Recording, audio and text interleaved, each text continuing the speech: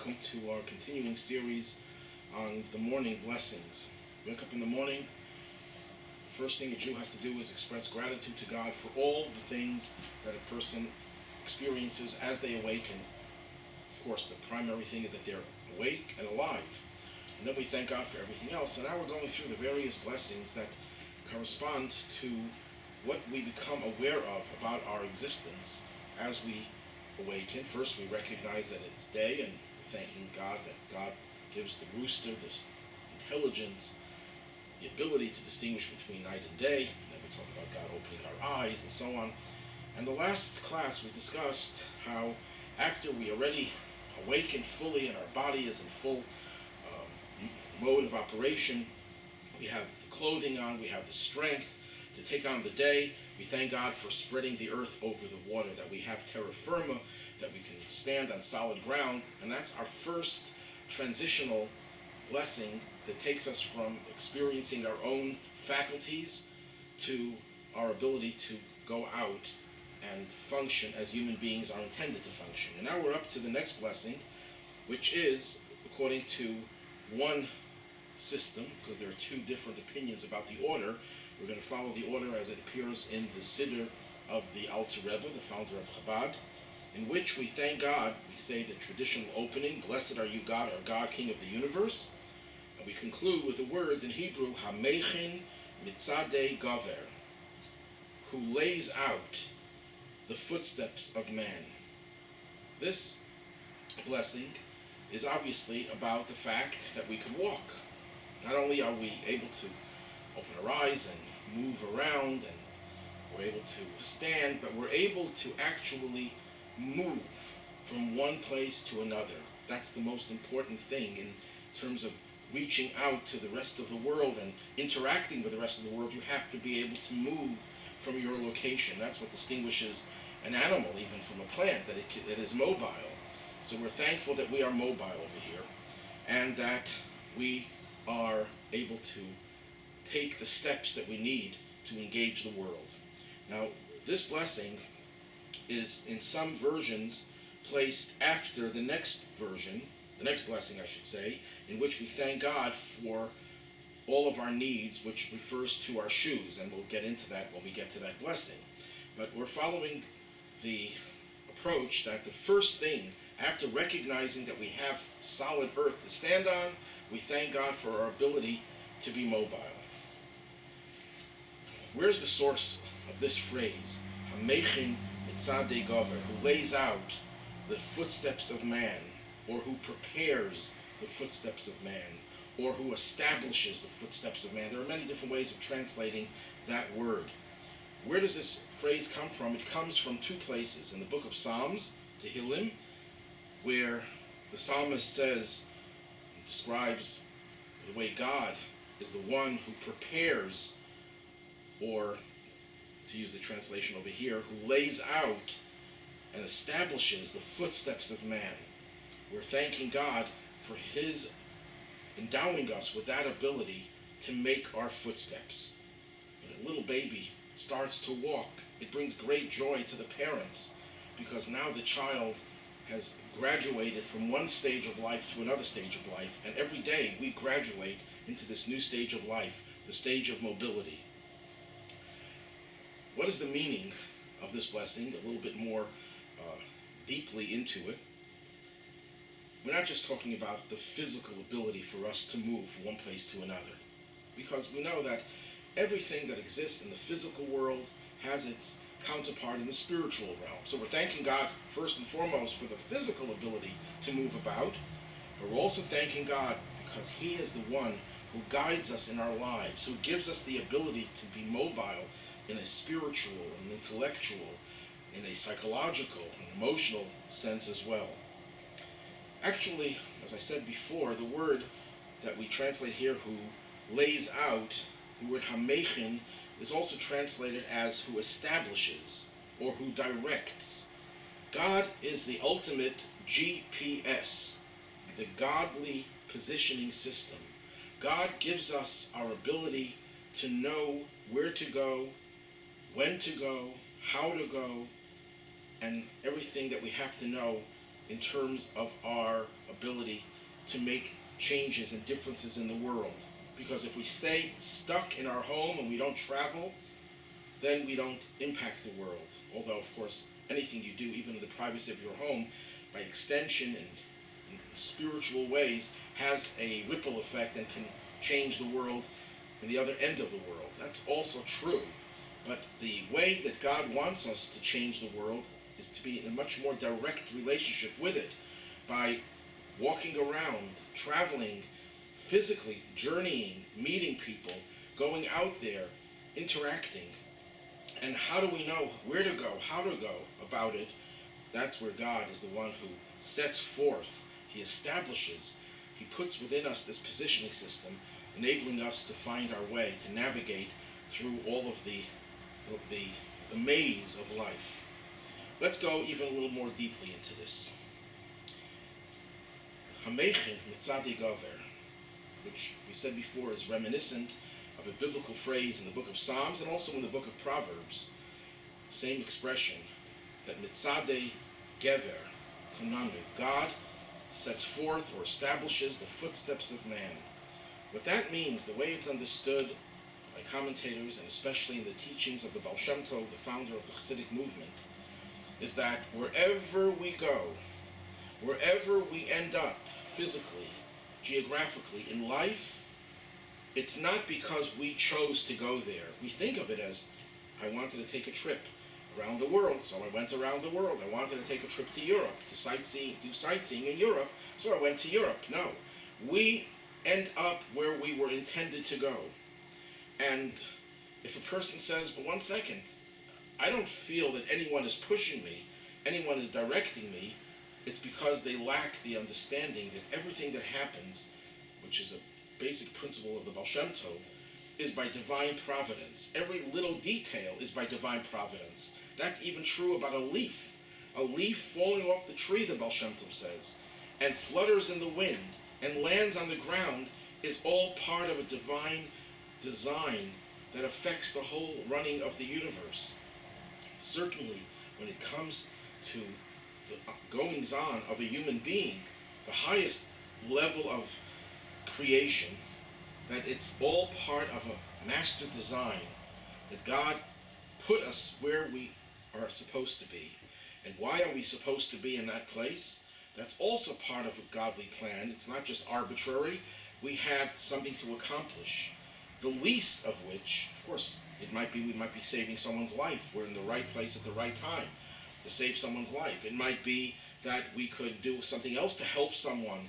Maybe it's a place where we'll get inspired to become more in touch with God. But even if we don't see what we're doing, the fact that we're there means that we have a mission. And the Baal Shem Tov put it as a mission to refine and liberate the sparks of holiness that are embedded in different parts of the world. And the reason we are there is because those sparks, for whatever reason, never had the opportunity to be liberated, to be unleashed. And when we go to this place and we say a prayer, study a bit of Torah, we make a blessing on a piece of food, we think words of Torah, we are actually liberating that spark, those sparks that have been in prison, you could say, for who knows how long, since creation, and was waiting for us to be there. That's how the Baal Shem Tov understood our journeying.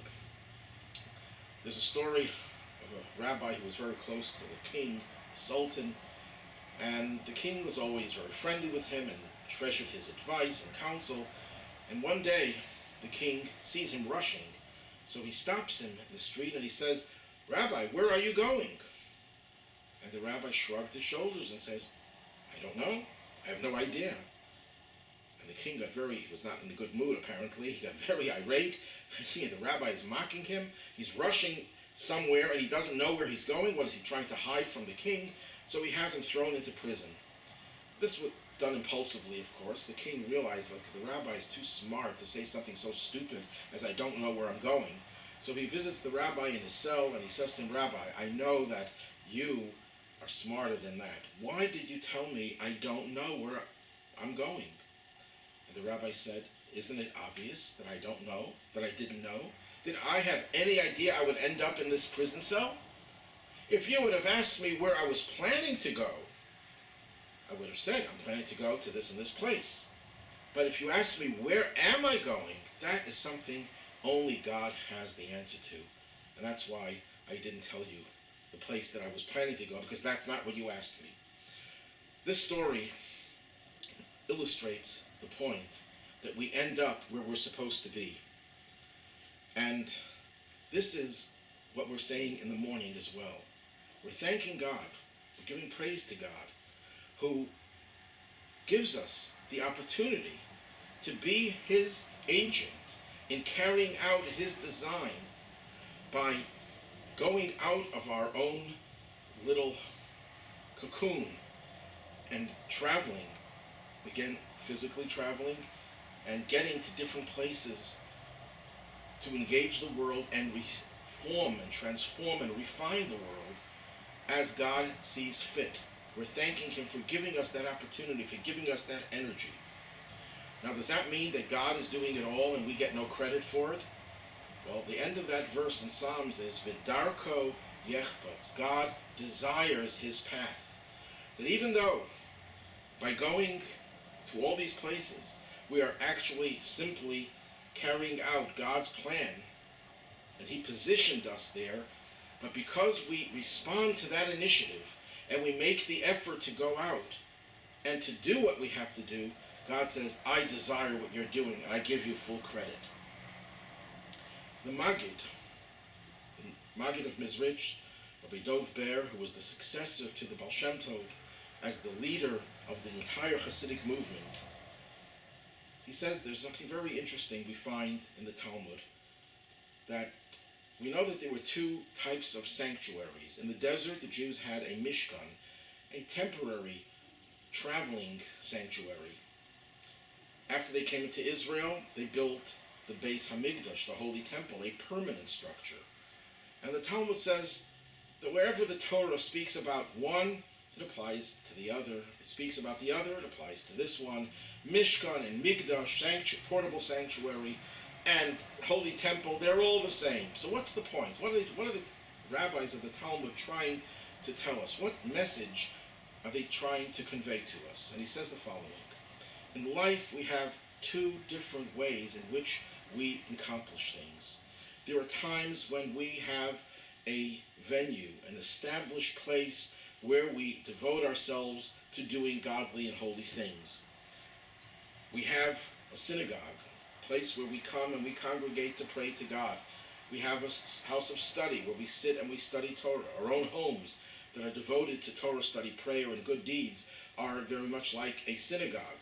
In fact, parenthetically, the Rebbe explained that when the Talmud talks about the Messianic age and says that in the Messianic age, all the synagogues in the world will be transported to Israel and attached to the Holy Temple, the Rebbe says that includes our own homes. If our own homes serve as satellite synagogues where we study Torah, where we have times for prayers, morning prayers, grace after meals, and where we do acts of kindness and entertain guests who don't have a place to go, give charity, have a pushka in our homes, a charity box. So our home becomes a virtual synagogue. That becomes the Migdash, the sanctuary, the permanent structured place where we don't have to go anywhere. It's right there in front of us. And then there are times when we're journeying through life. We're not stationary. We're not in one place.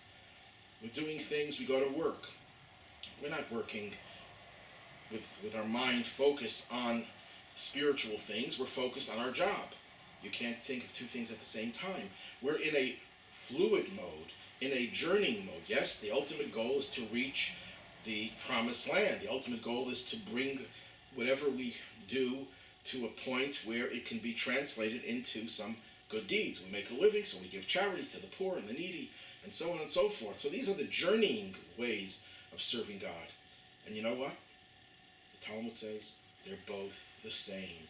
When you're journeying with a mishkan, with a sanctuary, you're a traveling sanctuary, even while you're traveling and you're not in that place, in that mode of established spirituality, you are in effect part of the same sanctuary. It's no different if it's journeying or it's stationary. And that's what this blessing is trying to tell us. Thank God that you have given our footsteps You have given it an established status, that it's not just journeying. Much of life is just wasting time, it would seem. We're just waiting for the next thing. We're sleeping, so we're waiting to get up to be rejuvenated. Meanwhile, we sleep a third of our life. Then we eat our meal to have the strength to be able to go to work, and we work in order to be able to make the money, and that money we give to tzedakah. So how much time do we spend giving tzedakah? But all that time that we're journeying to get to the giving of tzedakah, or to the learning of Torah, whatever the mitzvah may be, the sleeping, the eating, the working, that's all part of the journey, and therefore all part of the destination.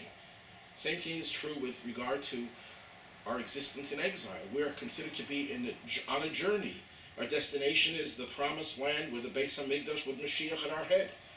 But meanwhile, we're journeying. But if we're journeying focused on the destination, on the goal, we are actually at the goal every moment of this journey. And that's what gives this journey so much excitement and fulfillment, because we know we're not just wasting time, biding time, and waiting in a waiting room or looking for some 30-year-old magazine to read, so we shouldn't get bored to death by the time the doctor lets us into his office. No, every moment of this waiting game is a journey that leads to a destination, and we're grateful for that. That's what this blessing means on a much deeper level.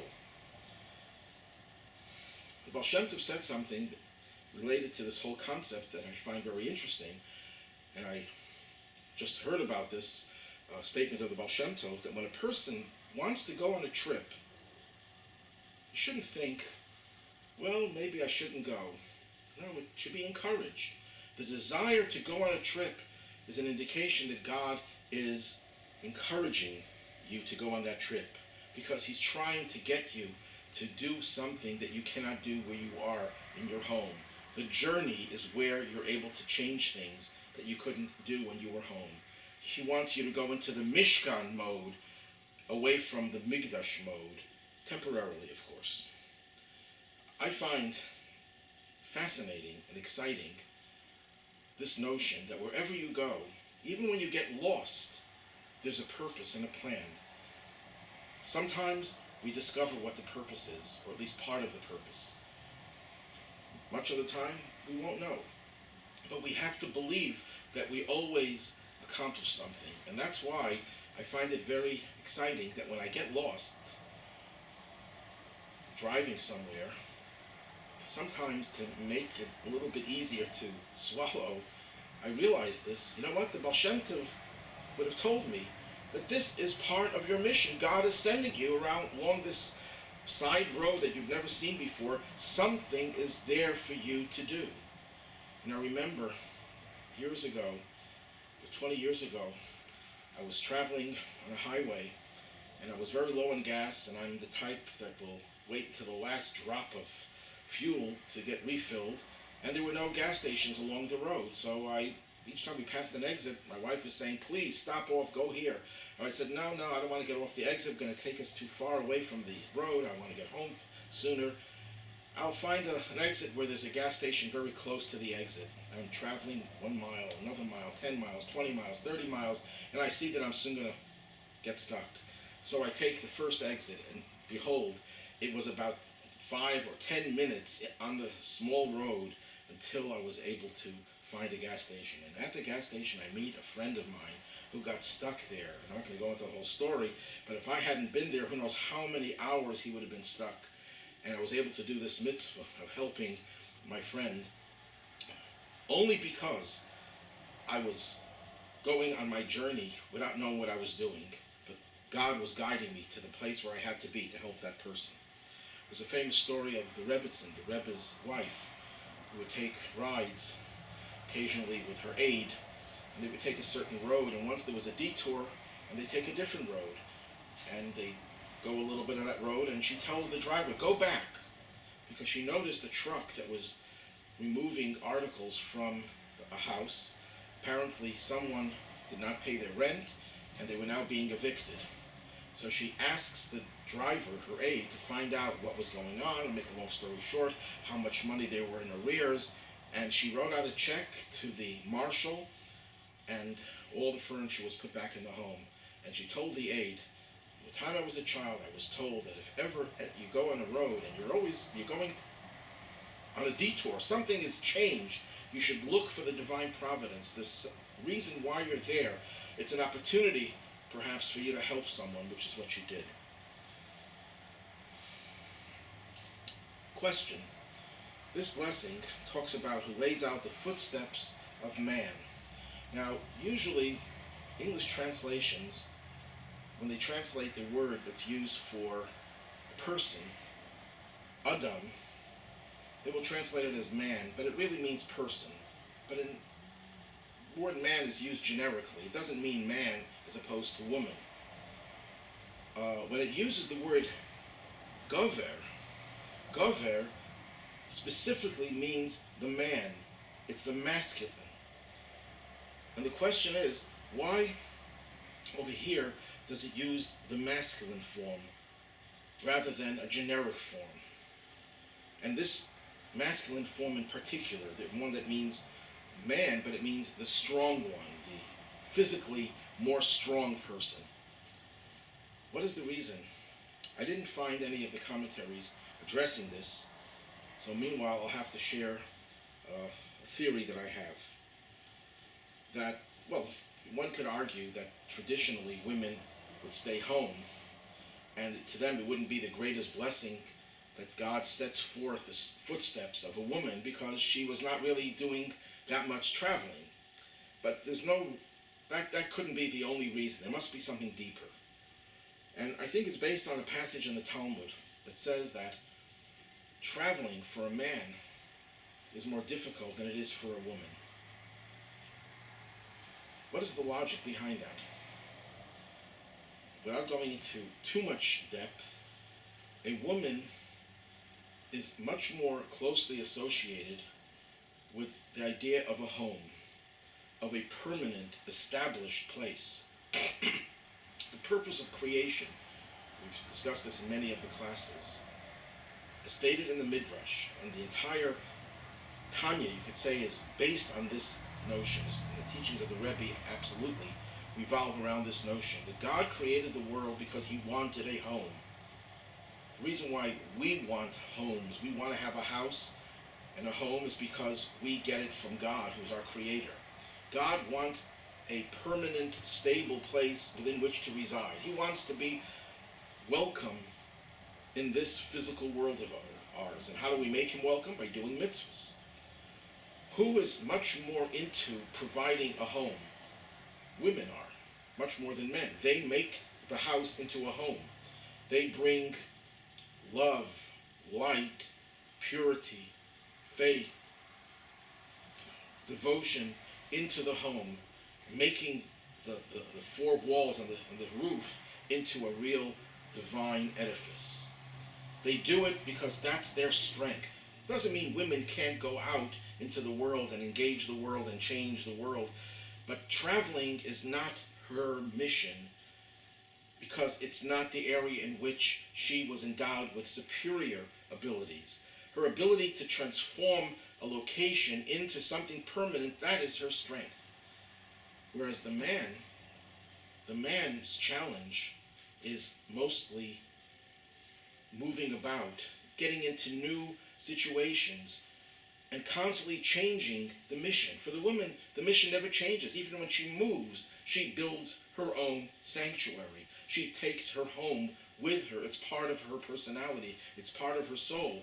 So wherever she is, she doesn't have to be at one particular address that she calls home. Wherever she is, she creates the home. That's her natural capability. Traveling is not her mission. So the focus here is on the man whose mission is to move about, to constantly change. And that's why it says it's more difficult, means it's more challenging. That is his challenge. The more difficult something is usually indication that that's your mission in life. And that's your challenge. We also find a verse, we recite this in the Grace of Meals, Baruch HaGever, Sheyiftach B'Hashem. We say that in our prayers as well. Blessed is the Gever, the man who trusts in God. What about women? Why don't we bless women who trust in God? The answer is, of course we bless women who trust in God. But trust for a woman is much more natural. When we thank God for this trust, we're saying Even the man who is more doubting, more skeptical, more challenging, and not accepting what he's told. The faith of a man, we're told in Hasidic literature, is much more covered up. He has a thicker crust that doesn't let him feel his faith and live his faith, thrive on his faith, and trust in God. It's an effort. That's why we bless the person who does have that trust, specifically the man, because for the woman, it's much easier and she doesn't need as much encouragement. So in conclusion, this blessing is one in which we thank God for our ability to be physically mobile.